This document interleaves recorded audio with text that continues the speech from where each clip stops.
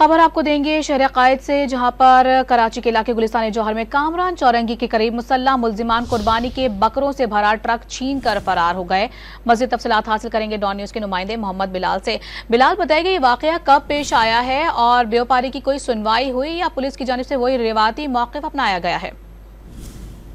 जी बिल्कुल, देखिए गुलिस्तान जौहर कामरान चौरंगी के करीब कुर्बानी के बकरों से भरा ट्रक मुसल्लह मुल्जिमान छीन कर फरार हुए हैं। मुतासरा व्यापारी ने गुलिस्तान जौहर थाने में वारदात की दरखास्त भी जमा करवा दी है, जबकि मुतासरा जो व्यापारी है उसकी जानिब से कहा गया है कि हैदराबाद से कुर्बानी के बकरों से भरा ट्रक कराची गुलिस्तान जौहर कामरान चौरंगी लेकर आए थे।